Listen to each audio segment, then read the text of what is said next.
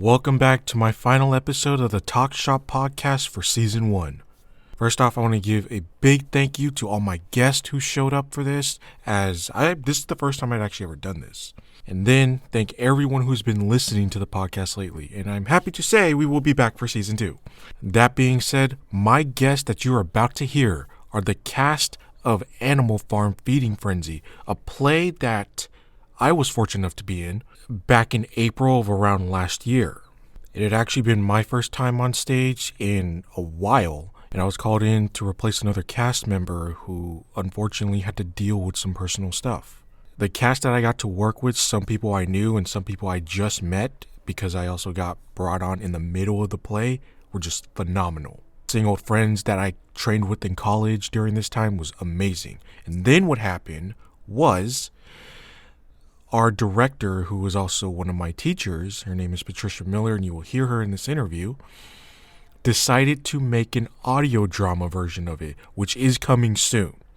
And then I was called in again for that. So I figured it'd be a good idea to bring some of the people from the original cast and the audio play cast to interview them, see their process, and let everyone hear what was going through their minds and how they felt doing this really interesting play. Before we start, we would like to extend our condolences to our fallen friend Maui, and his family, who was also in this play, on the onstage part. Unfortunately, between the time of the play and the audio drama, we lost him. Maui was an amazing actor, and for the short time that I got to know him, I was very happy to work with him. We all wish the best for his family, and it was honestly a great experience to be working with someone who was so good. With that being said, take a listen to the interview. Welcome back to the Talk Shop podcast. My name is Richie, and I'm here with the guests, or actually the actors, of the play and the upcoming audio drama, Animal Farm. And in fact, there's a few of them here, so I will go around and have them introduce themselves, starting with the director, Patricia Miller. Hi. Hi. Hey, thanks. All right. You're the director, and you came up with this idea and brought all of us in this room on to do it. Why? Like, what prompted this story to be told? Well, first of all, I'm the primary writer as well. And I'm a theater professor, and we had the desire to have a really large show that was going to have impact for a current audience. In the past, we've used contemporary or classical plays, and this one was an original adaptation by myself and some members of the cast, developing from the original book that George Orwell wrote and is such a standard in so many high school and college syllabuses. So that was how it initially started. Yeah. Nice. All right. So we also have some of the actors here as well, because, again, aside from myself, but we won't interview me because that's aside the point. Devin was one of the actors who was in the audiobook itself, because he wasn't on the play, but he was in the audiobook, because this went from stage play straight into audiobook. What was your experience like being one of the characters for an audio drama like this and stepping in the studio with everyone else? For me, it was probably the first time that I'd ever done anything voice acting in any sort of professional capacity. It was very exciting to go in and do even all the testing, to have all the actors in the room, so you could connect with each other. It was a really, really nice experience to be able to, read the script, and reading the story was such a nice and well-developed story. It was a little jarring at first when I first read it, but then as it started to take shape and I could see, some of the subtext and the things they were going for, it was a very, very rich story, relevant, and I was very excited to be a part of it and play the part of Pilkington in that story. Nice. Yeah, it was awesome to see new talent brought into this, and then I was like, damn. Like, we got new talent here, stuff that are just delivering. So speaking of talent, Amethyst, you, by the way, thank you, because I got brought into the play later to substitute for somebody, and I had no idea what the hell I was doing. And both Patricia and Amethyst and Alexis, for that matter, had helped me. What was it like? What was your experience in, either auditioning for this play and getting brought on for it, and then also helping somebody who was completely new to this. Hello. Honestly, you were really good because you picked it up really fast. So it was very easy for everyone else too.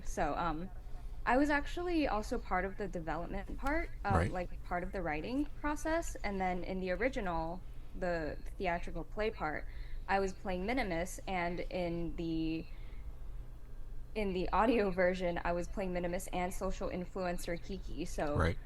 it was actually very fun to be part of basically the entire thing from beginning to end. Mm-hmm. Um, like three different parts of it: the writing part, the acting part, the voice acting part, and actually the audio version is my first like voice acting kind of thing. So I found that it was very fun, and it was very different than what I've kind of expected. Mm-hmm. But then also I felt like everybody, like with even the change in the cast from the original and the audio, everyone was just very professional, and everyone was just very fun to work with.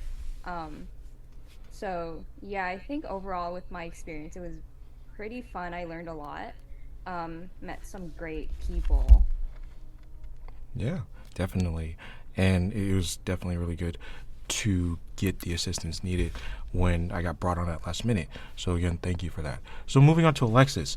Alexis, I understand that not only were you part of the play, obviously, but you helped manage things almost like I think you're playing like two roles as a stage manager and assisting as as an actress and assisting for stage management. So I can't take quite much credit for like stage management. I was more so helping in terms of like managing my group of the hooves. So in the stage play, I played Clover, so one of the horses, and so then I was like the mother horse, and so I was just in charge of managing like my group. And I went to I think it was like the site visit of the place, things like that. But yeah, I have to give credit to Lucia as really I like our main stage manager who really took that on towards the end. And then I think for my personal experience with this, I was also part of the devising class, and it was really great to be able to see work that we did in the class come to fruition, to lines in the script, to the stage play, to the audio play. And then I also had a different role. In the audio play, I played Snowball, and I also played the other social influencer, KK. Right. And Right. so, yeah, that was really interesting. How was it to play the social influencer? Just like appearing there, like, oh my god, yeah, we're here and stuff. Yeah, they're comic relief. And so especially with the seriousness of the other characters, I think it's just a nice contrast. And also Amethyst is always really fun to act with. Definitely, definitely. And also too, thank you. Also too, Raphael, can you hear us? Let's give it a second. Going once. I can hear you. Can you hear me okay? Yes, I can. So we've just gone through most of the cast about what it was like being on this play. So why don't you tell us your experience as an actor in being part of this play? What drew you to it? What caused you to make these choices for this character, and just go from there.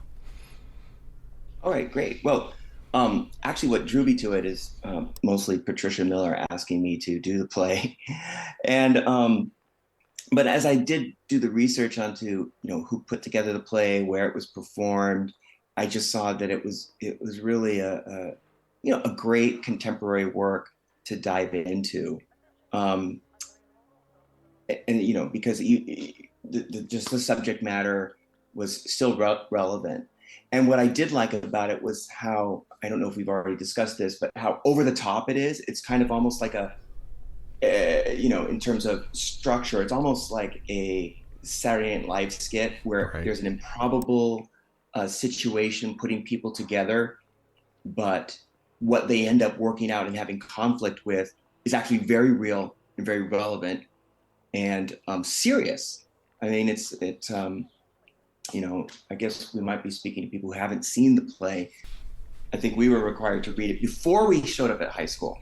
We had a summer my high school, a Jesuit school, had a summer reading list, and we were expected to read all of that stuff, show up first week of school, and we were tested on all of it. Mm-hmm.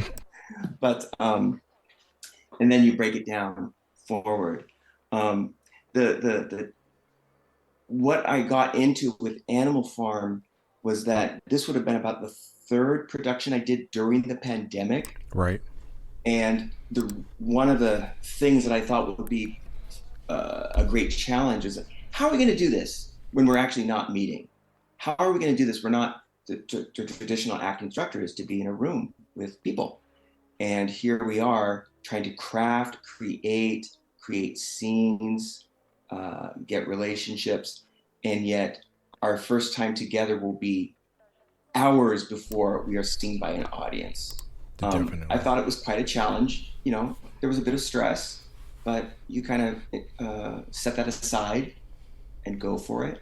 What I liked about it, I think some of you might know that my main character was Jones, Mm-hmm. but it's great to be able to pop in as other characters as needed, because that's where you get to play as an actor. Yep. You can bring something to the director that he or she may not have thought of, but you bring something, and if they like the choice, they just say, yeah, do that, more of that, less of that, right? Mm-hmm. Or you're way off base, which I don't think has happened yet, but there's always the future. Yep. Thank you. So before we move on, Lee, what was this your first production for CCSF, or have you done a few for City? Yeah, I think this is the first one that I ever did. How And was it being part of a Patricia Miller CCSF production?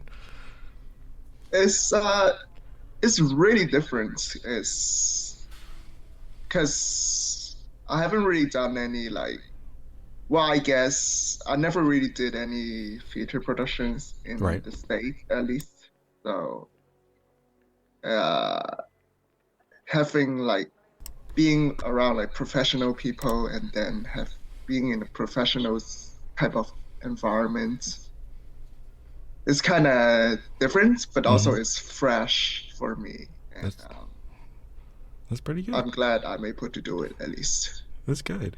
So moving from, because the time that this interview is taking place is literally during the SAG-AFTRA strikes, which, if we think about it, the contents of Animal Farm and the strikes kind of have some similarities. Patricia, what would you say is relevant now, actually? Like this play being relevant to things happening within the strikes, that people are not happy with what's going on in big corporate and so on and so forth. Wow, that's a huge question. Thank you for that. The process of this, as Raphael referred to, was definitely part of a different era.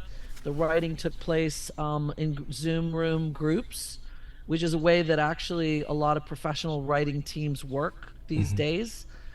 Pre-strike, collaborations across continents and time zones through Zoom to actually create from source material, such as George Orwell's source material. And then, as you know, we had the opportunity to be in a fantastic theater on Van Ness Avenue, and then we moved it to the audio situation. So these students, particularly those creatives that are on this call, some of them had the opportunity to be in all three phases of that. And so they saw, and I participated and stepped into the roles of writer, actor, in some cases, group coordinators. I wouldn't say stage management so much as you said earlier, but Right. being responsible for the collective of certain characters, and then to present it live in the studio. So I think for those of us that are on this call, we know what it's like in a tiny, tiny nano aspect, what it's like to be a creative in each of those fields. And it's quite shocking, this very appropriate strike is really very important, not just for writers and for performers, but for anyone who is interested in supportive of culture. the growing of culture. And I think George Orwell would be, the hairs on his back of his neck would be standing up to see the interests that have the agency to create work are really acting in a very oppressive way. Now, a lot of people, as Raphael said, read Animal Farm when they were kids. So you think about Stalin, you think about the oppression and of artists, the direction of their energies according to whatever the say the master or the power of the time is interested in. Right. In some ways there is a bit of a parallel to this. And I have to say, Richie, I didn't make it very clear at the beginning, but this production was not a straight performance of the characters of Animal Farm as written by George Orwell. It's been adapted for the stage before, and most recently at National Youth Theatre in the UK, and filmed exclusively using the plot lines and characters of Orwell's book. But we did that, and we did something else, because our contemporary developed script involved almost a goldfish bowl of contemporary media, such as, we just called them red media, blue media, underground media. So everything from podcaster in the field who's trying to get the actual truth of what's going on, to shall we say, a particular media conglomerate that was interpreting the sorrows and the tragedies that's happening on the farm as it suited their demographic of who it is that tunes into their, say, cable shows or whatever. I think that manipulation of media, we made it very explicit through modern scenes. And at the same time, some of these actors that you have here had to swap into roles where they were also playing characters in the media or playing it within the farm. Right. So I think that's important to say. This, we called it Animal Farm Feeding Frenzy, as opposed to just Animal Farm. Right. Because the idea of like sharks in the water, feeding frenzy, that's what the media does. They jump on a situation, whether it's tragic or euphoric, and they interpret it for how they will. Right. And these actors and folks on strike, they're basically pointing out, they're speaking truth to power within their industry, within our industry. So that's a very long answer to a very short question. Thank you. Yeah, it's definitely a good answer, because a lot of people who, and I do my research on this because I got to keep updated about it, a lot of people who look into this or say, oh, hey, we're going on strike, assume that everything's on strike. It's not, but there are specifics that are being targeted, primarily AI. In the voice acting space, we've already seen AI show up and say, hey, give us your voice for about $200. I've seen this myself. Give us your voice for about $200. We're going to throw it into our AI compiler. Here's $200. We'll see you maybe never. And then now it's like on camera, hey, on camera, maybe we could do the same thing for background actors, which would mean the death of background as a service. So you have that, and then most people know already that you get into a lot of your gateway into the industry is usually through ensemble and background, because it shows like, hey, can the person do this? Like when I used to do some of your productions as well, I started an ensemble, and I'm assuming you're like, let's see if he can handle ensemble like he can in the class or better, and then it just goes up from there usually. But eliminate that, and then after that it's like great stuff. And then in Animal Farm, as we saw, we have things like that going on. We have people essentially striking against the farmers, saying, hey, this is not right, we're not going to be treated like this. And then at the same time you get conflict or something like that. Just going to be pedantic because, hello, teacher.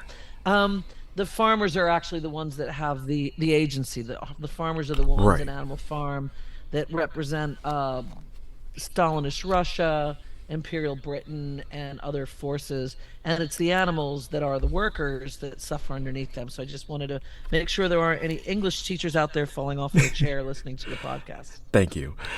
So moving on from like what is Animal Farm about, the actors, you all have been invited, had a chance to do this, put your acting talents that you've either learned from Patricia or wherever else. what was your approaches? And this is an open question, so the first one to jump on it gets to go from there. But what was it like putting your skills to work on this play in the middle of COVID, with all these kind of things going on, like, oh, somebody had to call out and things? So first one up. I'll go. Since again I was part of the devising aspect and we did that all via Zoom, improvising, reading the story together, and that was my first time with reading Animal Farm ever. Interpreting it together, um, and then like improvising scenes and writing them down. I think that was especially in that time when of like isolation and working from home, things like that. It was really helpful, creatively fulfilling, I would say. And also, that's why I always really appreciate theater, because of the community that you gained through that. And so I was very appreciative of the community that we had from the start, even all the way into the end of Animal Farm.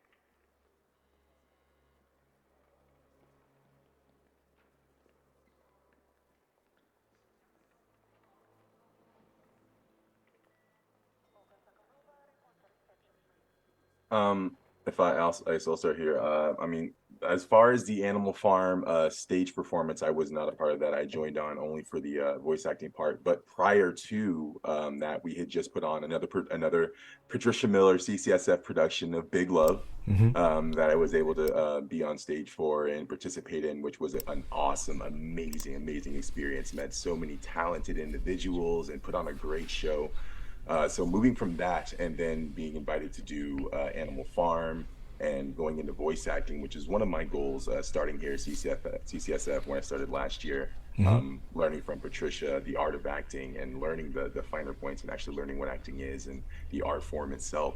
Going into the voice acting studio was really cool. As you said, I didn't realize it would be all of us in there, but even when it was, I felt it was better in the aspect that we were still able to connect with each other as actors. We could look across from each other while we were sharing these lines, sharing that relationship, and it really helped intensify, the emotions we were able to put across in the voice acting. So it was a really fun experience, and working with Patricia, also Raphael as the farmers was really fun. Nice. Yeah, I agree, because that was actually my first time in the studio as well. I usually just at home recording, but it was a really fun experience to really be able to be part of be with everyone in the community and have fun. And then we got a picture right there, as well, which I would definitely is on my socials, by the way. Okay, so Devin, Devin definitely was part of the voice acting cast. Amethyst, since you were part of both the voice acting cast and the stage, what was your, like? How did it feel to be in front of a mic and doing these things instead of just on stage? I'm definitely glad that we were not in there alone one at a time, because I do tend to like to react off of other people, Mm-hmm. and it definitely does, like Devin said, it intensifies everything. So it also just makes it a lot easier to kind of just get your emotions up Mm-hmm. to where it needs to be. And then the only like really big difference that I really found that was a little weird for me in the beginning of the recording session was that I can't really move, and I have to be like really close to the mic. And so basically the acting is really like all in your voice and not your body. And sometimes it's like, for someone who kind of like did more just like physical acting, it's a lot easier for me to kind of just get into like my emotions and my thoughts when my body is moving. But then Nice. like as the session went on, I found it to get a lot easier. And Yeah, so like I think the biggest difference is basically is your body is not really moving. Right. Things, yeah. So that kind of just makes it a little better that everyone else is around me. Yeah, definitely, because it's like I mentioned, most of the time you ended up recording on your own. It's like, okay, I gotta play off whatever I can think of at the moment and hope this works, especially for video game auditions. But to see everyone there, it was really easy to bounce off of people. I mean, I probably made myself look like a fool in that when I started making animal noises at that point. But you have that. Alexis, what was your experience like being going from on stage straight into the audio version of it? I think echoing what Amethyst said about the the physicality of it, especially since on stage play we were, physicalizing like different animal movements. We spent a lot of time in like how the horse would move, different from the pigs, different from the cow, different from the chickens. So I think that was a different aspect just to solely focus on voice. And also I think just the fact that not having an audience there, having a live audience while you're performing is different. And so that's why I am really grateful that we were able to do it all in a room together because we're able to still feed off each other's energy. Um, and so it made it a lot more enjoyable and fun. And I can't really imagine how it would have been doing it if I was just in a recording space on my own. Nice. Yeah, it's definitely good. So, Raphael, when you decided when you got brought on for the audiobook, what were some of the did you make any adjustments for your acting, or more specifically, and this goes for everyone, how much did your acting training serve you when you did this, whether it be on stage or right in front of the mic? Did you find it like, I don't know what to do, or actually I know what to do, and then the moment Patricia gave her adjustment for it, was able to immediately correct on the spot? Well, if I could start, one of the things that I would naturally go to is because we did do so much scene work, even creating the piece, and then did additional scene work in the performance space. A lot of that I already, remember. You remember where your body is and who you're facing, and I always use those body positions to kind of mark the emotion that I'm beginning with at the beginning of a scene. For example, in the bar when we're having a drink and we're discussing what we're going to do, I could just in my head go into that body position where I am and then start from there. Like I'm, gruff and I'm upset and these guys are giving me a hard time but I've had a few beers in me, so now I can really say what I think. So I find it's less of an adjustment, but it's more of a structure and a support that allows my voice to just naturally flow out of me. And I'll sometimes even catch my body turning slightly or certain muscles tensing to kind of recreate whatever blocking that I was working with before. And it just becomes a physical marker or a mental marker for where we are in the scene. Right. Definitely. And it's good that you bring that up, because most of us did our homework before we even did that, before we even got on stage to do this, which already informed choices and then let us know, basically show we knew what we were talking about with that. Lee, how was it for you when you decided to jump onto the mic after you had all this experience with it?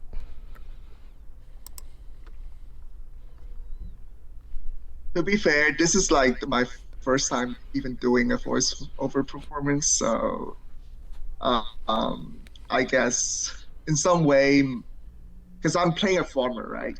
So it's like a lot of the scenes are more physical, more technical, especially like even in the bar scene, like the scene where I'm like Raphael almost hit me, but we got separated by I think it was cooking trim, I think. But yeah, it's like a lot of those scenes are way more physical, but then we have to go over to voiceover, which is kind of challenging because we have to say the exact same word, but there is technically no body involved, like no like physical body involved. We have to like interpret it the same way, but through audio. So it's kind of challenging for me, but uh, it's interesting for sure. It's kind of a little bit more Involved? unique approach, I guess, in a way. But yeah. Yeah. Did you have fun? Oh yeah. Well, on stage and voiceover for sure. Both. That's good. And this goes for everyone. Did you have fun when you decided to do the play and then find out, hey, we get to do an audio drama about it? Yeah, I was really excited to hear about that, to be able to do an audio play of it. Just because we put so much work into creating it and to, putting the play on. So I think it's always really nice to when you're able to give more life to work that you've done. Right. Especially when it comes to theater, it's like, it ends, right? Like the run ends and then it's just done. And that ephemeral aspect of theater is what makes it really beautiful. So getting this opportunity was just really a joy, and also again be able to work with old castmates and bringing in new castmates as well. It was just really, really exciting. That's good. That's good. Amethyst, did you have fun when you did all of this? It was definitely fun. I think the first time when I heard that we were gonna do an audio version, I got very excited. It's also because I've always wanted to do like voice acting as well, and I'm like, if I get to do something that I've done before and get to do like the next step in what I started, it's always like a great feeling that I get from like doing things from beginning to end. Nice. So, Devin, I definitely know you had fun. Raphael, Patricia, did you enjoy being able to bring this not just once, because this is the first play that I believe that I've seen done not just on stage, but then you're like, let's transfer this to audio drama. The day of the recording was one of the greatest days of my life. And I have to be very, very grateful to Kayla and Shell, who's an advanced student at broadcasting at the BEMA, and also Dana Lebrecq, who was the chair of BEMA, which is the broadcasting department at City College. And they were obviously very serious. They set up our studio. So I think it was 10 mics for 25 characters. Right. Which is pretty out of control. Pretty serious faces. And to watch them cracking up, and then Dana coming out between takes saying, this is outrageous, this is hilarious. They were clearly delighted. Now, I don't know whether Kayla and Shell, who's the primary technician on this and is working on the editing right now, I don't know if she's laughing now, because this is a lot of material that she now has to do what it is that she does best with editing and layering in. So for instance, as I know this is primarily for voiceover folks, we did group animal noises and we did group background. Walla. We did a lot of that sort of fill in, which with as opposed to like bringing in sound recordings from the BBC production of 1940s cows mooing. We did our own mooing. We did our own chickens, and it was really a wild ride to bring in. I would say 40% of the cast for the audio had to be replacements from the original cast for very, very many reasons. And to give them a dry run, to give them a rehearsal, I think it was the day before, maybe a few hours before, and to see them come through at the same level, because they were very much guided by the spirit of the actors that have the experience, such as the ones here that were all the way through from the development period through the stage to the audio. Yeah. I did want to say one thing about the writing process. We've already talked a little bit about how we wrote it, but I took many hours with the stage script to rewrite it as a radio show. And I can tell you, to take a book and shrink its narrative into 2 hours of stage time, and then to shrink that again and to reimagine it from the point of view of a listener who cannot see that Alexis is playing a horse. Somehow they have to know they're a horse without having a lot of extra sound effects. Sometimes these animal meetings were all of the animals together in the barn. And visually, you can see that because costumes tell you, body postures show you that. We get to know them. But audio, it's a very, very dense medium and it has to live inside the mind of the listener. And so I did have to do an awful lot of adjustment to this script. There are now effectively 3 scripts. There's Orwell's script, stage script, and the audio script. And I was really, really happy to see that it seemed to work out. We have no idea what Kayla and Dana are going to say. Right. It did work out because it was like, I've seen scripts where I just look at them and I'm like, this is not working.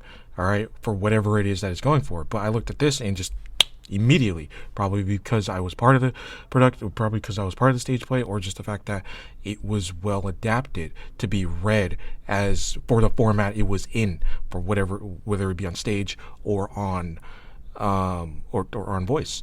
So it was definitely very fun. So that being said, we're about to wrap up a bit, but this is an important question, I think all actors, because everything we just talked about, the process itself, the process of how we do this, and just the acting in general. What is it, and we'll go down the line, what is it that drives you as actors and actresses to do this? And then, of course, as director, why do you do this? Why is it that you got involved in acting to begin with? And it could be, if it's literally, hey, I need to book credits, things. My literal excuse was I forgot to book my classes and I had to go to acting class, but I enjoyed it. It could be that, or it's something else. What was it starting? Ladies first, Alexis. I mean, just acting in general, right? Like why we do what we do. I I love it because I just feel so alive when I do it.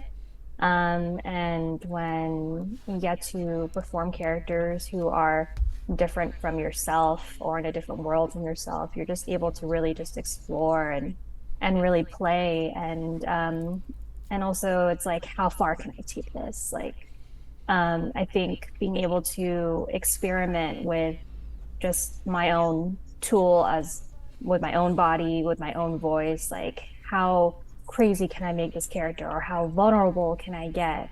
And really, it allows me to learn more about my own capacity and also help me build a lot more empathy when it comes to learning about other people who are different from myself. Right. So good. It's always very fulfilling for me. That's good. Amethyst, how about you? It's a little funny to me every time I mention this because I honestly I as a kid I kind of knew I liked acting, but I was just like a super shy girl, the one that you would see in the corner of the classroom, kind of super shy.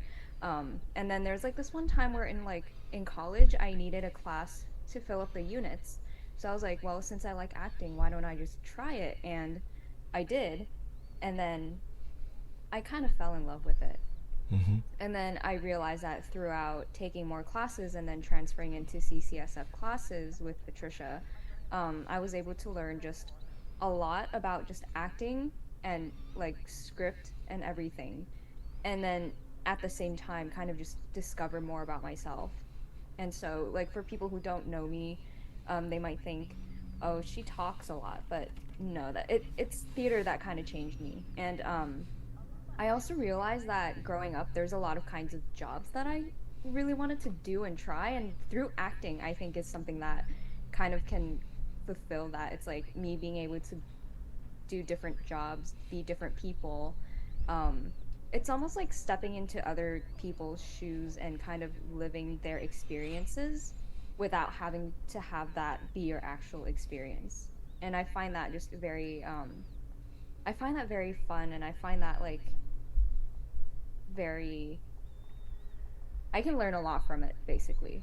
Nice. Just by being other people, essentially. Nice. Lee, how about you? The question is, So the question is, do why do you do this? Why do you want to be an actor? Why get involved in being an actor? Like, what is it that draws you to this? Or why is it important? just the creativity, I think. is, I think Amethyst and Alexis already answered some part of it, but is a lot of the characters, especially maybe this one and also the one that I play in Big Love, are totally different, like 180 difference from what I am usually in real life. So I don't think I'll ever be those people that I play, but it's fun to just kind of like escape from reality and then, go into like a fantasy worlds so that you can like try to be like, what is it like to be playing a totally different character? Right. And and also I guess another reason why I really do acting, or at least start acting class in CCSF and through Patricia, and also after all this experience is, I guess, improve my English, like in some way, and because English is my second language, and through this, I guess it helped me to like really like uh help me with my English speaking, like my pronunciation, my delivering, and yeah, and yeah, I guess that's the answer. That's my answer. Nice. Devin, Raphael, and then we'll ask Patricia about the directing. But why is it you decide to, what draws you to being an actor? Or even the fact that why you want to get into voice acting?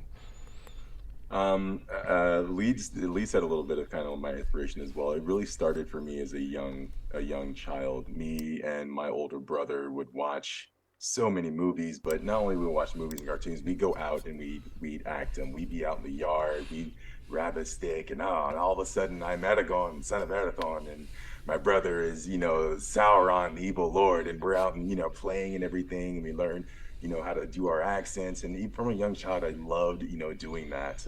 When middle school, I joined, it was the first time I went into something, it was a theater club that I joined. And being able to, for the first time, looking at scripts, learning scripts and becoming a character, it was such a fun experience for me. Like you said, just like stepping into another world, and you get to experience this and look at things through your character's eyes and react how they would react and do the things that they would do.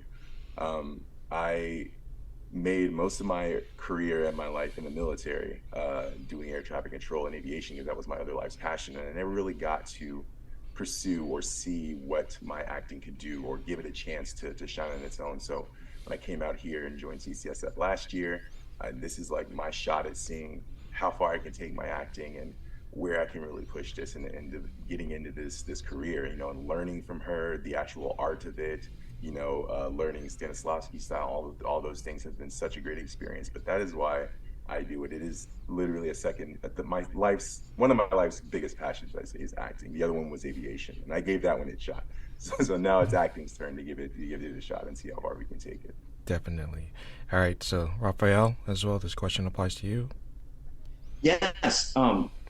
Why did I start getting into acting? Why did I start taking acting classes? I mean, I always start the stories like I started taking acting classes after I was doing some commercial acting work for some commercials that I had gotten here in the Bay Area. And during one of those commercials, one for Intel, which was a 2-day shoot, and I was a principal, I was actually very nervous because I didn't know what the heck I was doing. I was just going there and all gumption. I was excited to be there. But as I was watching, I noticed that whenever the director would stop and ask for something, people would run up to him and they would offer him choices. They would say, look, I can do what you're asking, or if you want more of such and such, I can give you this, or if you want something else, I can also do this for you. And I noticed they were always offering him a choice. And I thought, gosh, that's the one thing I can't do because I don't know enough about acting. I don't know how to, I could level up or be faster or something like that, but I don't really know how to provide choices for him. And I thought, that's why I should be taking acting lessons. And it was shortly after that I did start getting some acting lessons at, Bay Area Theater Sports, and then City College. but why I keep doing it, it's it is so much fun. I mean, of course, it's great to sit there and think, oh, it'd be great to be part of, this work or that work. Um, but once you're in it, once you're in the work and doing the work, it is just a lot of fun to be part of that. Um, and there's whenever you're in a production, you always think of what other productions you could actually be doing. So I often think about that, like what projects would offer more of something that I'm not already familiar with, and then I just look forward to it. Nice, nice. So this question is specifically for Patricia. It, you've done acting, directing, obviously writing, and everyone in this room you have brought on for these projects to help either jumpstart them from classes into stage, or just straight on the stage, or what have you. You did that for me. Okay, I started an ensemble, and you're like, let's bring you up on stage, which was my goal at the time, to get on stage. And you're like, I got 4 roles for you to fill for Arturo Ui, which I had a lot of fun. Why is it that you decided to choose this line of work, as it in not just choose this line of work, but also include other people and give back to them?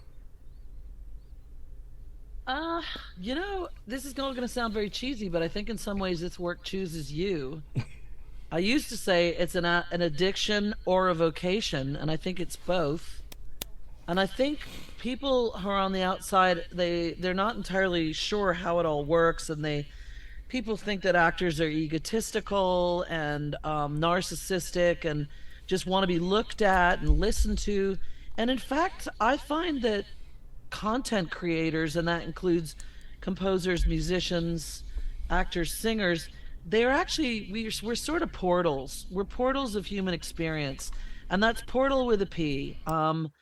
We have, I mean, I am fortunate enough to be surrounded in a family, not only of friends, but my actual family of origin, of folks that work in different performing arts or creative pursuits. And all of us, especially me, have a huge debt of gratitude to the people that went before.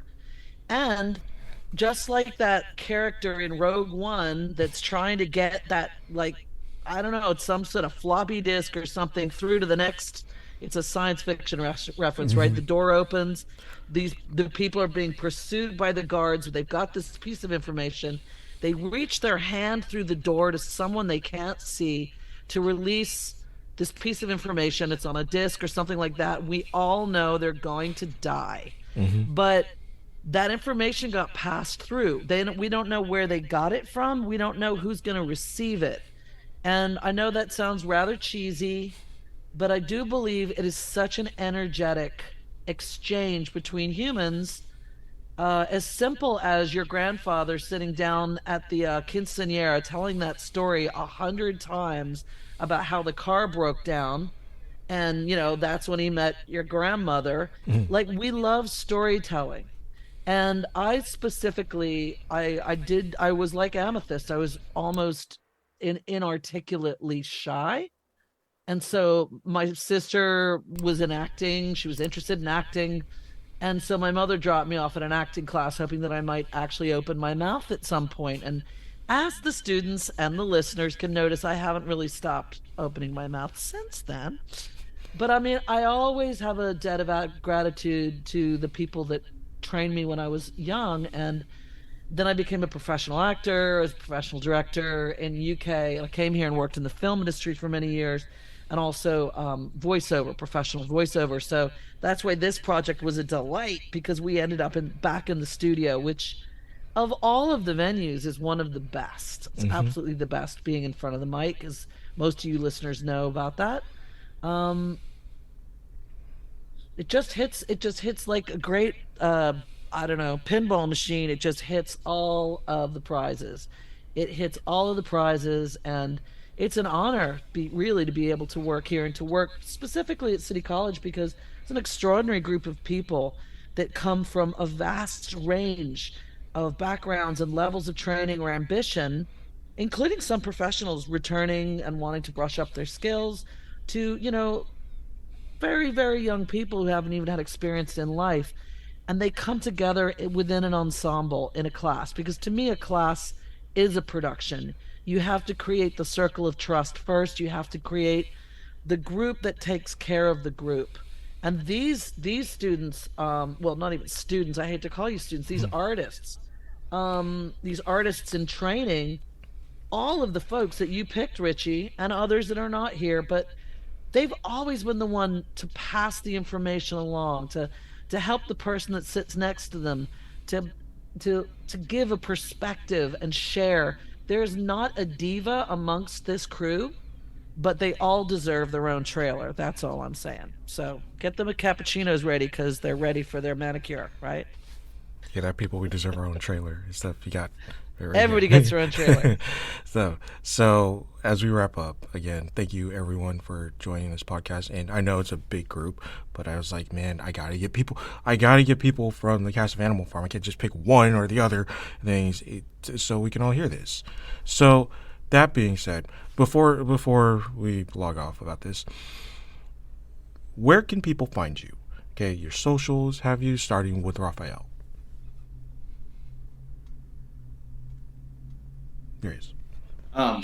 Well, I'm supposed to have a actor website by now, which has been in process for many years. But my Facebook acting page is quite active, and I have an Instagram page, and they're both my name, just Raphael Musni, Musni, Raphael, just like San Rafael. That's where people can find me. Not in San Rafael, on the link he said. Not in San Rafael. Yeah, not in San Rafael. That's just how you spell the name. Right. Thanks. Alexis, where can people find you?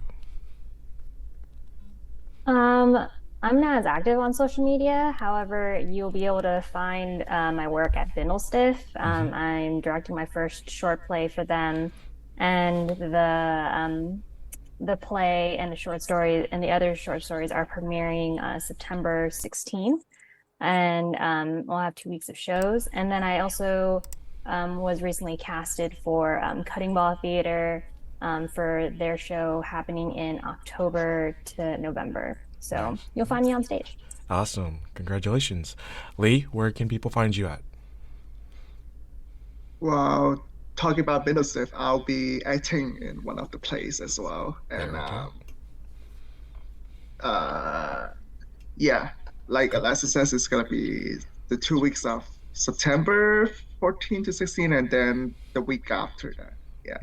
Nice. And where can you find me? Instagram. My Instagram probably is like the easiest that you can reach out to me. So it's backdoe.leeband, BACKDOE.LEEBAND, and then double Z or Z or however you pronounce it. Yeah. Don't worry. We'll have all of these linked in the description. So, Devin, where can people find you? People could find me at YouTube, Instagram, also on Twitch at Agent Shadow 138. I post video game content and do playthroughs, also instructional videos on some video games. So yeah. About to be able to find you on my channel, RXD Voices, for an upcoming project, but that's neither here nor there right now. That is also true. Amethyst, where can people find you? So basically, I think it's the easiest on Instagram. Mine's is Minime, MINIME 34567. I also have a backstage account, but that's basically it for now. Okay, cool. And Patricia? You can find me at a basement in City College, because that's where I teach, where nobody can find us and we can make lots of noise. Yeah, you can find me at City College in the theater department. Also, my professional site is pollinatorarts.org, not .com, but .org, or patriciamillertheater.com. You can also find me at Berkeley Rep, Nice. teaching directing coming up soon. So, yeah, that's where I am. Nice. And for those listening, this is City College of San Francisco. Great place. That being said, everyone, thank you for joining. This was honestly really fun to hear from everyone. And hit the like, subscribe button. You will find all the information of where to find these awesome actors and directors and writers down in the description below. And I'll see you guys around. Thank you.